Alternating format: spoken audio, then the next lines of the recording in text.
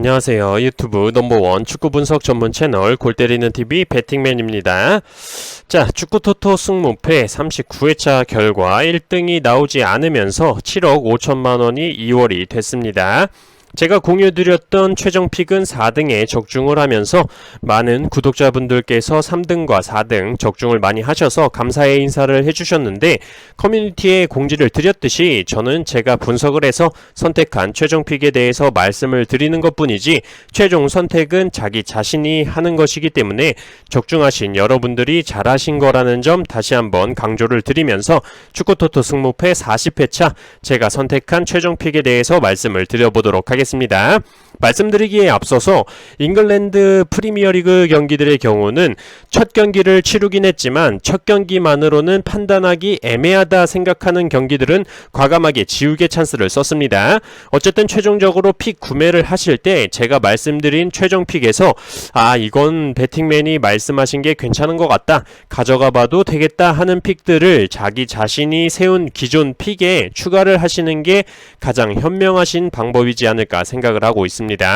지금까지 축구토토 승무패를 하면서 구독자분들 중에 1등 적중이 되셔서 감사 인사를 해주셨던 분들도 제 최종 픽을 그대로 따라간 게 아니라 자신만의 기준을 세우고 제 코멘트를 참고를 해서 1등을 하셨다라는 점도 참고를 해주시길 바라겠습니다. 자, 보통 여러분들도 느끼시겠지만 뭔가 프로토 조합도 자기 자신이 만들어서 공유를 하면 부러지는 약간 머피의 법칙 같은 게 있듯이 제가 공유드리는 최종 픽도 항상 1등이 될 것 같은데 1등은 안 되더라고요. 3년 동안 채널을 운영하면서 구독자분들이 1등에 적중이 돼서 감사하다는 인사는 많이 받아봤지만 제가 구매를 해서 공유드린 최종 픽은 최고 2등까지만 적중을 했었다라는 점, 그러니까 절대 그대로 구매하지는 마시라는 점 다시 한번 강조를 드리면서 축구토토 승무패 40회차 제가 구매하는 최종 픽 말씀을 드려보도록 하겠습니다. 자, 영상 시작하기 전에 좋아요 눌러주시는 거 아시죠? 좋아요 눌러주시고 구독 안 누르고 보시는 분들이 많으신 것 같은데 왜 구독을 안 누르고 보시는 건지 모르겠네요. 구독 누르면 편하니까 구독 눌러주시고 좋아요도 함께 눌러주시면 감사하겠습니다. 누르셨으면 시작해보도록 하겠습니다.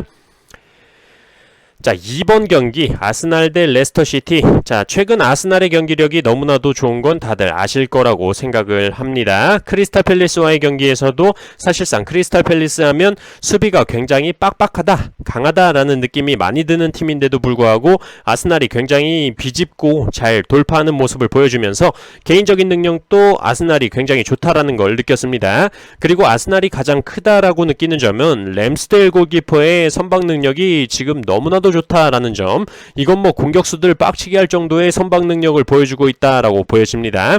그렇기 때문에 레스터시티의 경우는 상대팀의 뒷공간이 열리지 않으면 답답한 모습을 보이면서 중거리 슛을 굉장히 많이 때리는 경향을 보이고 있는데, 이런 경우 웬만하면 램스데일 골키퍼 손에 걸릴 것이다 라고 보여집니다. 저는 그래서 사실상 이번 경기가 아스날의 홈 경기이기도 하고 경기력적으로도 레스터시티보다는 아스날이 낫다라는 생각이 들고 있어요. 배당 역시 아스날의 승리를 바라보고 있는 것으로 보이고 퇴장 같은 변수만 생기지 않는다면 충분히 아스날이 승리할 것으로 보여집니다. 아스날의 단통승으로 선택을 했습니다. 자, 3번 경기 브라이턴 대 뉴캐슬. 자, 일단 브라이턴을 말씀드리기 전에 뉴캐슬을 먼저 말씀을 드려야 왜 제가 이렇게 선택을 했는지 합리적이다라는 생각을 하실 것 같은데, 우선 브라이턴과 뉴캐슬의 첫 경기를 보신 분들은 이 경기 뉴캐슬이 충분히 브라이턴을 잡을 수도 있겠는데? 라고 생각을 하실 수도 있다고 생각을 합니다. 왜냐면 뉴캐슬의 경우는 첫 경기를 노팅엄 포레스트와 경기를 했는데 그 경기를 보신 분들은 뉴캐슬이 존나 잘해 보일 수밖에 없다라고 생각이 들어요. 근데 뉴캐슬이 잘했다기보다는 사실상 노팅엄 포레스트가 쓰레기였다라고 말씀을 드리는 게 나을 것 같습니다. 레벨의 차이가 너무 나는 경기였고 뉴캐슬이 2대0으로 승리한 것도 사실 찬스에 비해서 득점이 너무 안 나오는 경기였지 않나 생각이 듭니다. 반대로 브라이턴의 경우는 맨유와의 경기에서 승리를 했기 때문에 브라이턴이 맨유 원정을 가서 맨유를 잡았는데 이 정도면 브라이턴이 더 잘하는 거 아니야? 라고 브라이턴 사이드로 갈 수도 있지만 이것도 좀 판단하기가 애매합니다. 사실상 맨유와의 경기에서는 맹구 새끼들이 프레드와 맥토미니가 공격으로 기어 올라간 상태에서 브라이턴이 역습 상황이 생기면 중원 자체를 텅텅 비워놓고 경기를 했기 때문에 브라이턴이 역습이 잘 먹혔다라고 생각이 드는데, 뉴캐슬의 경우는 맹구 새끼들처럼 그렇게 중원을 텅텅 비워놓고 경기 운영을 하지 않기 때문에 이 전술이 잘 먹힐지도 애매합니다. 물론 뉴캐슬을 상대로는 다른 전술을 가져올 수도 있겠죠. 그래서 브라이턴도 그렇고 뉴캐슬도 그렇고 어느 쪽이 유리하다라는 말씀을 못 드리겠는 경기라서 저는 이 경기를 승무패로 지우개 찬스를 썼습니다. 자, 4번 경기 사우스햄튼 대 리즈. 자, 사우스햄튼은 지난 토트넘과의 경기에서 개털렸죠. 4대1로 개털렸는데 어쨌든 선제골을 워드 프라우스 선수가 먼저 기록을 했고 그 뒤로 쭉 털렸죠. 그 뒤로 쭉 털렸는데 사실상 토트넘의 지금 스쿼드가 굉장히 좋고 경기 스타일상 토트넘의 상성이 안 좋기 때문에 사우스햄튼이 뭐 어찌할 도리가 없었다라고 보여집니다. 반대로 상대팀 리즈의 경우는 울버햄튼을 꺾으면서 승리를 했기 때문에 지금 역배를 받고 있는데도 불구하고 투표율은 정배를 받고 있는 상황이죠. 저는 이 상황이 위에 3번 경기 말씀을 드렸던 상황이랑 비슷한 상황이라고 보여집니다. 또한 지난 경기에서 체 아담스 선수를 왜 안 썼는지 이상하다라고 말씀을 드렸었는데 지금 에버튼에서 체 아담스 선수를 임대 영입하려고 한다는 썰이 좀 돌고 있더라고요. 그래서 하센휘틀 감독이 기용을 하지 않는 것으로 보여지는데 지난 경기에서 암스트롱과 조아리보 선수를 최전방에 배치를 했다가 슈팅 몇 번 하지도 못했기 때문에 만약에 체 아담스 선수가 임대를 간다고 하더라도 야, 임대 가기 전까지 뛰고 가 이 새끼야 해서 이번에는 좀 출전하지 않을까 기대도 되고 있습니다. 체 아담스 선수가 뛸지 안 뛸지는 뭐 확실치 않지만 확실히 토트넘과의 경기에서 보여준 선발 명단과는 조금 달라질 것이라고 생각이 들고, 리즈의 경우도 사실상 울버햄튼과의 경기에서 압도적으로 잘한 게 아니라 울버햄튼의 골 결정력이 개 고자 수준이었습니다. 황희찬 선수가 뭐 그냥 밥을 막 떠먹여줘도 뱉는 새끼들이 수두룩 빽빽이었기 때문에 리즈의 공격적인 부분은 좋았지만 확실히 수비적인 부분은 불안한 모습이 많이 보인다라고 생각이 들어서 사우스햄튼이 홈에서 충분히 잡아낼 수 있을 거라고 생각을 합니다. 또한 패턴적으로 올해 승무패 4번 경기에서 최다 연속 무승부인 2회 연속 무승부 결과가 떴기 때문에 무없다라는 패턴, 그리고 최근 10번의 맞대결 전적에서도 무승부가 한 번밖에 없는데 가장 최근 경기 결과가 무승부였다는 점을 볼 때 승패로 확실히 갈릴 것 같다라는 생각이 들고, 꼭 이럴 때면 경기력 보고 역배지만 원정승 갔다가 그냥 홈팀 승 정배가 떠버리는 결과를 많이 봤었기 때문에 저는 사우스햄튼의 단통 승으로 선택을 했습니다. 자, 6번 경기 RC 셀타 대 에스파뇰. 자, 일단 맞대결 전적이 RC 셀타 기준 2승 6무 2패로 무승부가 굉장히 많은 모습을 보여주고 있는 두 팀인데 저는 일단 RC 셀타 홈에서는 1승 3무로 패배가 없었다라는 점을 높게 보고 있고 이번에 영입이 꽤 잘 됐다라는 생각이 듭니다. 스웨덴에서 영입한 18살 중앙 미드필더 스웨드버그 선수와 헤라클레스에서 영입한 루카 데라토레, 그리고 수비적으로 바르셀로나에서 영입한 민게사, 그리고 포르투에서 아구스틴 마르체신 골키퍼까지 좋은 영입 자원들이다라는 생각이 들어요. 상대팀 에스파뇰의 경우는 기본적으로 원정 개쓰레기 팀이라고 말씀을 드릴 수가 있습니다. 지난 시즌만 봐도 원정에서 1승밖에 기록을 못한 팀인데 1부 리그에 남아있는 것 자체가 기적이죠. 어쨌든 에스파뇰이 원정 경기라는 점에서 에스파뇰 승은 솔직히 가기가 싫어지고, 가장 크다고 보이는 라울 데 토마스 선수가 부상으로 출전을 하지 못할 것으로 보여집니다.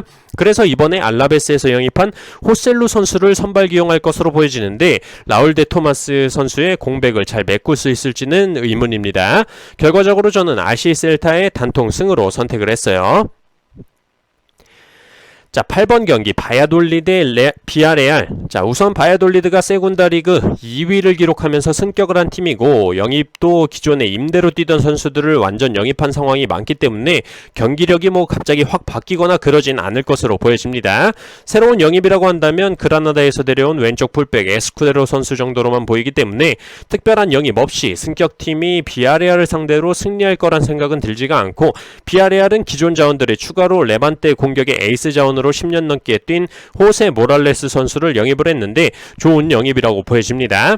비아레알의 에이스 제라드 모레노와 함께 공격을 잘 이끌 것으로 보이는데, 문제는 좀 지금 윙어를 보고 있는 또 다른 에이스 예레미 피노 선수가 지금 자꾸 아스날에서 영입을 할 거라는 소문이 돌고 있어서 이적을 한다면 굉장히 좀 비아레알에는 큰 손실이다 라고 말씀을 드리고 싶고, 이 경기에 출전을 할지 안 할지는 모르겠네요. 이 경기에 출전을 안 한다면 아스날 영입이 기정사실화되지 않나 싶습니다. 어쨌든 이 경기는 승격팀의 이변을 바라기에는 상대 전적부터 스쿼드의 차이가 너무 많이 난다라고 생각이 들어서 바이아돌리드의 단통패로 선택을 했습니다. 자, 9번 경기 바르셀로나 대 라요. 자, 바르셀로나의 영입 자원들 제가 주중에 쭉 설명을 해드렸는데, 지금 아시는 분들은 아시겠지만 덴벨레, 하피냐, 레반도프스키, 로베르토, 프랑크 캐시에, 줄스 쿤데, 크리스텐센 영입 자원들이 줄줄이 출전이 불가할 수도 있습니다.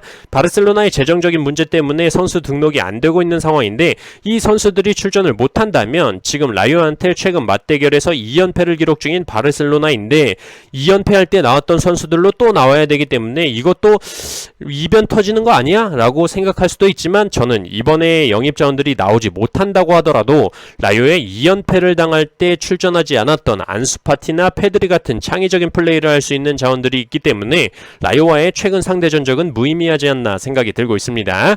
뭐 이렇게 언론 플레이 졸라 해놓고 막상 내일 돼가지고 영입 자원들 극적으로 출전, 뭐 이지랄로 기사 뜰 수도 있겠지만, 어쨌든 최악의 상황을 생각해놓고 출전하지 못한다고 봤을 때도 저는 바르셀로나의 승리를 예상하고 있습니다. 바르셀로나의 홈이기도 하고 라요의 최전방 자원 아마 팔카오 선수가 나올 텐데, 지금 이제 나이가 37살인데 골키퍼도 아니고 이제는 좀 폼이 떨어질 때가 됐다라고 생각을 합니다. 결과적으로 저는 바르셀로나의 단통승으로 선택을 했습니다. 자, 10번 경기 노팅엄 포레스트 대 웨스트햄. 자, 저는 이 경기 뉴캐슬 분석 내용을 말씀을 드릴 때 살짝 언급을 드렸듯이 노팅엄 포레스트의 첫 경기를 보고 얘는 무조건 이번 시즌 강등이다, 어디서 많이 본 얼굴이 인상을 졸라 찌푸리고 뛰어다니나 했더니 린가드였다.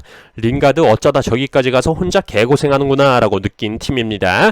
그만큼 뭐 뉴캐슬과의 경기에서 공간은 공간대로 내주고 수비 클리어링도 잘 안되기 때문에 웨스트햄을 상대로 진짜 뭐 이변이 터진다면 무승부 정도겠지만, 웨스트햄이 뭐 사실 지난 맨시티와의 경기에서 0대2로 패배하긴 했지만 그건 뭐 상대가 맨시티라서 그런 거고, 어디 가서 밀리는 스쿼드를 가진 웨스트햄이 아니기 때문에 이 경기는 뭐 많은 고민 없이 노팅엄 포레스트의 단통패로 선택을 했습니다. 자, 12번 경기 카디스 대 소시에다.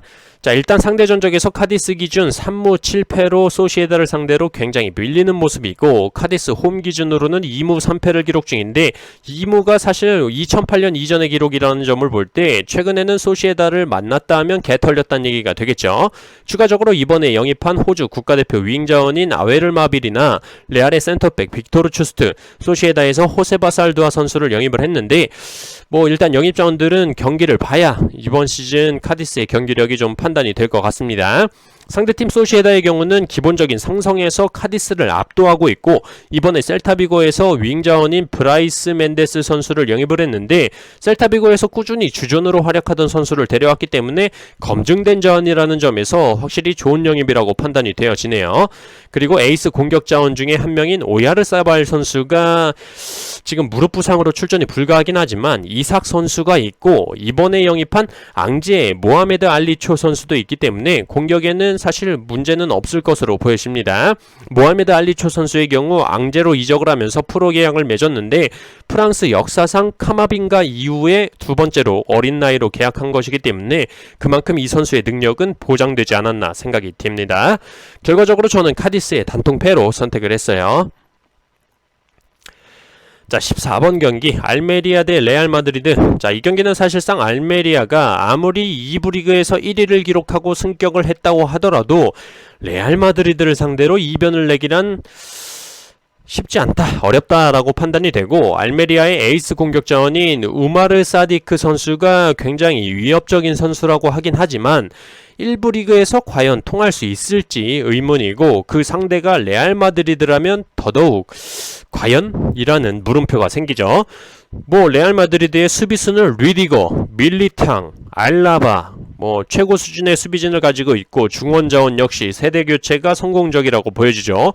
카마빈가, 추아메니까지 영입을 했고 노련한 모드리치 선수의 공격은 비니시우스, 벤제마 뭐 말할 필요도 없는 선수들이죠. 상대 전적에서도 압도적이기 때문에 저는 뭐 이 경기는 이변은 없다. 알메리아의 단통패로 선택을 했습니다. 자, 오늘 이렇게 축구토토 승무패 40회차 최종픽 14경기 중에 9경기에 대해 말씀을 드렸고 말씀드리지 않은 5경기에 대해서는 멤버십 전용 영상으로 바로 업로드 드리도록 하겠습니다.